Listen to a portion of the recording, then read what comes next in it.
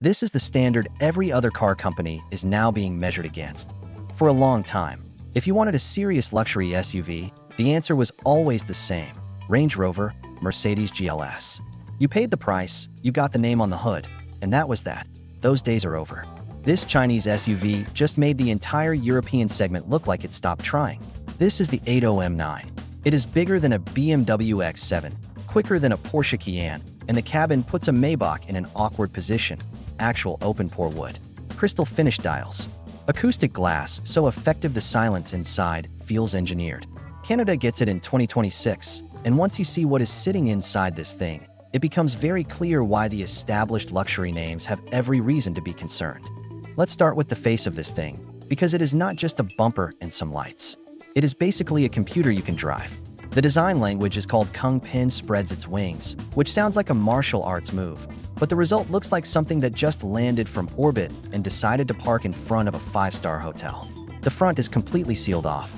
No massive open grille screaming for air. Just a smooth, clean shark nose. But the real story is in the headlights. They are called Huawei XPixel intelligent lights. Most cars just put light on the road. These have millions of pixels. They can project a crosswalk onto the ground so pedestrians know exactly where to walk. They can cast directional arrows showing you where to turn. They can even shape the beam around oncoming traffic so you keep full brightness without blinding the other driver. The car is essentially painting with light while it moves. And here is where it gets completely unreasonable. If you are parked at a campsite, the headlights can project a 100-inch image onto any flat surface. A wall, a sheet, anything. You can genuinely watch a film or play a video game using the front of your car as a screen. Below the headlights are the ISD panels. These digital grids can show battery level, text messages, or even an emoji to whoever is standing nearby. The car can literally smile at people. It sounds gimmicky until you see it, and then it just feels like everything else is behind, moving to the side. This thing is substantial. Over 5.2 meters long. Bigger than a Model X, right alongside a BMW X7 in terms of footprint. But where the Germans tend to make their large SUVs look heavy and angular, this stays sleek. The drag figure is 0.26, which is remarkable for something this size. That is more aerodynamic than certain sports cars. The body lines are clean and almost fluid. No visual noise. The door handles stay flush and only come forward when you approach, the kind of small detail that feels more considered than flashy. The wheels are 22-inch aerodynamic rims that look like turbine blades, wrapped in tires tuned for a quiet cabin. Every window is double-layered soundproof glass, and the rear ones carry a deep privacy tint because the back of this car was not designed as a back seat. It was designed as a private space. The roofline has a floating appearance with a wide chrome strip running across the top. It reads expensive without trying too hard. Tech company boardroom expensive. The air suspension reads the situation the moment you open a door, lowering the car so you step in rather than climb in. It is the kind of thing you notice once and then expect from every car afterward. Around the back, the taillights form a continuous pixelated bar that mirrors the front. They run animations when you lock or unlock the car, a brief light sequence that somehow does not feel unnecessary. The tailgate is wide and deep, and tucked underneath is a functional diffuser doing actual aerodynamic work rather than just sitting there for appearance. The rear stance is wide and planted. It does not look fragile. It does not look like a showcase piece. It looks like something that could sit next to a Range Rover without flinching.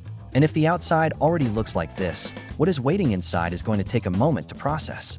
Now let's talk about what actually moves this thing, because the numbers are just as wild as the headlights. You can get the M9 as a pure electric or as an EREV, which stands for Extended Range Electric Vehicle.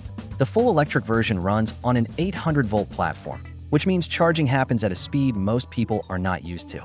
0 to 80% while you are still in the parking lot. Two motors push out around 530 horsepower, enough to move this 5,000-pound cabin on wheels from 0 to 60 in 4.3 seconds. That is quicker than a standard Porsche 911 from just a few years back. Then there is the EREV version, and this is where the real conversation starts. It has a 1.5-liter turbocharged engine under the hood, but that engine never touches the wheels. It exists solely as a generator, running quietly in the background, keeping the battery topped up while the electric motors do all the actual driving. The outcome is a combined range of nearly 900 miles. That is the distance from New York to Chicago, covered without a single stop. And because the wheels are always driven by electric motors, that instant power delivery is there every time. No hesitation, no gear changes, just immediate forward motion. It is the kind of setup that makes sense for anyone who still thinks twice about going fully electric. All the performance, none of the compromise. The rest of the industry has been talking about range and charging for years. This car just handled both in one package. Now the safety side, and this is where it gets genuinely impressive. Huawei calls the underlying structure the Huangwu body architecture, named after a mythical Chinese creature known for its strength. The steel used is described as equivalent to what goes into nuclear submarines, and the rear chassis is formed using a 9,000-ton casting process. That means the entire back section of the car is a single solid piece of metal. The rigidity that comes from that is on a different level from conventional construction. The active safety runs on Huawei ADS 2.0. There is a roof-mounted LiDAR sensor that reads the road 250 meters out, in complete darkness if needed. It does not just register other vehicles. It picks up stationary debris, overturned cars, traffic barriers, and small objects on the road. Automatic emergency braking stays active at speeds up to 75 miles per hour, which covers most real-world situations where something suddenly appears in front of you. If a pedestrian steps out or a vehicle cuts across, the M9 has already started responding before most drivers would have registered the hazard. It is not positioned as a 5-star crash test result. It is built around the idea that the car simply should not let the situation get that far. Open the door. Step inside. This is not a car interior. This is what happens when a manufacturer decides to stop doing the minimum. The Tesla Model X looks sparse next to this. The Range Rover feels dated. The first thing you notice is the glass, screens everywhere.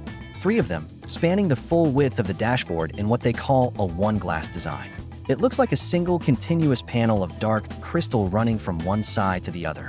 The driver gets a 12.3-inch digital display. The center has a 15.6-inch control screen, and the passenger gets a dedicated 16-inch entertainment screen all to themselves. The software running all of it is Harmony OS 4.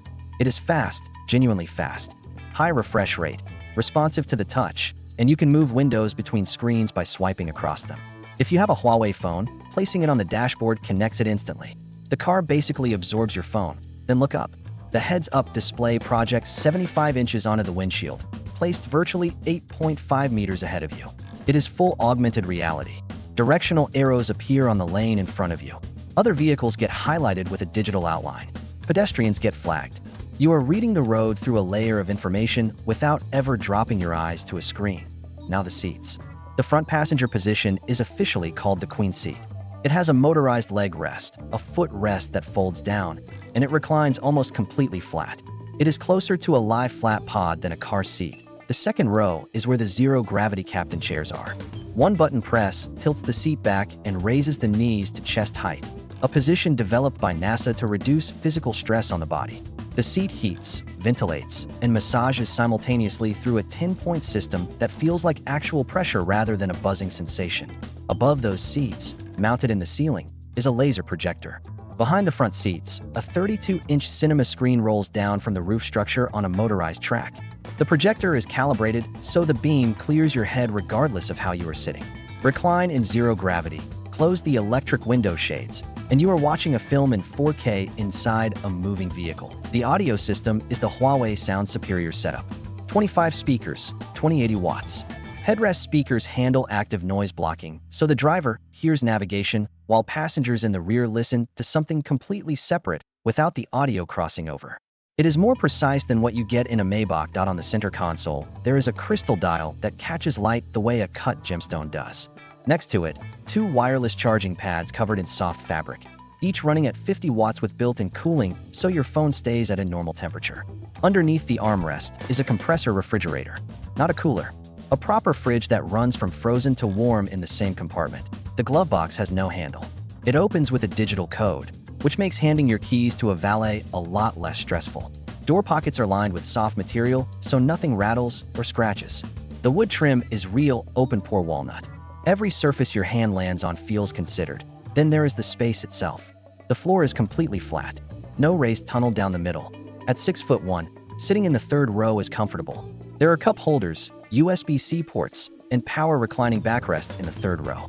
That last detail alone separates this from almost everything else at any price point. Fold the second and third rows flat, and you have a full sleeping surface.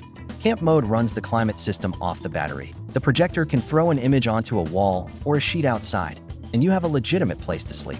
It is a hotel room that happens to cover ground at a serious pace. This interior is not a list of features added to fill a brochure. It is a clear signal that this manufacturer is done holding back.